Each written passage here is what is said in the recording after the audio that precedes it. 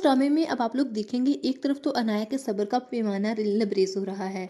वो कैसे बर्दाश्त करे कि आयजा एक के बाद एक चालबाजी करके इशल को ही बुरा बनाती जा रही है, जबकि इशल तो सब कुछ ठीक करने में लगी हुई है। वो ये सब कुछ सिर्फ और सिर्फ उस घर वालों को बचाने के लिए करना चाहती है, उस घर को जोड़कर रखना चाहती है, लेकिन किसी को नजर नहीं आ रहा कि कौन गलत कौन सही है।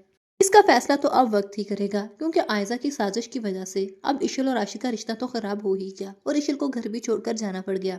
अब आशिर इशल से इतना बदगुमान हो जाएगा कि उसे छोड़ तक देने का फैसला कर लेगा।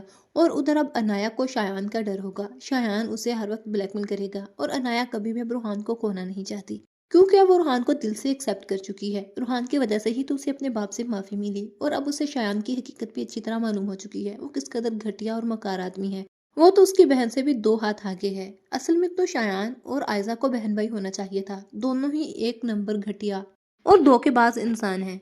लेकिन फिर अनाया ही होगी जो सारी सच्चाई सब घर वालों को बता देगी कि ईशल का कोई कसूर नहीं था, सारी साजिशें आयजा आप ही करती आई है। ये इस घर में अपना इक्तदार चाहती थी, जिस मकसद के लिए इसने सबको बेवकूफ बनाया, सबकी आंखों में धूल झोंकी।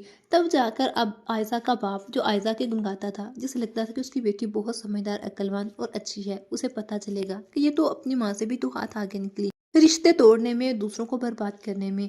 तब उसके दिल में आयजा के लिए नफरत और अनाया के लिए ही मोहब्बत होगी।